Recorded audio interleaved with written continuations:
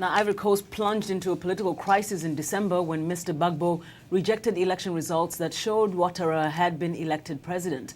Hundreds of people have been killed in the post-election fighting.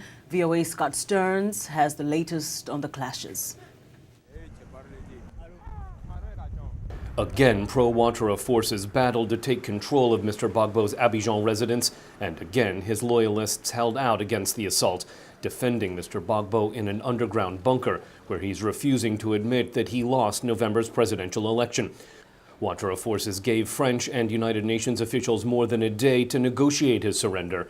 But when Mr. Gbagbo refused to sign a document recognizing Mr. Ouattara as the country's duly elected president, the battle resumed to take him alive and end Ivory Coast's 4-month political crisis. Gbagbo supporters in Paris demonstrated outside the French parliament, criticizing President Nicolas Sarkozy for ordering French troops to join a UN assault on Gbagbo heavy weapons in Abidjan. President Sarkozy and Secretary General Ban Ki-moon say they're acting within a Security Council mandate to protect civilians and UN peacekeepers. Gbagbo supporters say it's part of an assassination attempt against their leader. We are angry.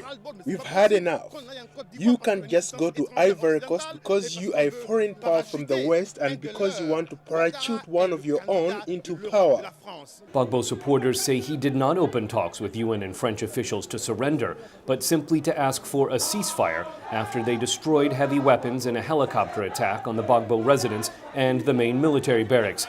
Gbagbo attorney Alain Toussaint says the assault by pro-Ouattara fighters will not succeed in forcing Mr. Gbagbo's surrender.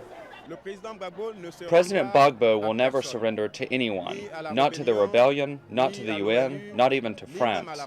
President Gbagbo is the elected president of the Ivory Coast, and it is because of the results of the Constitutional Council that he remains in that position. He is not a king or an emperor who would surrender. Mr. Gbagbo's refusal to accept a West African Regional Alliance offer for a safe and dignified exit is his latest and perhaps one of his last acts of defiance.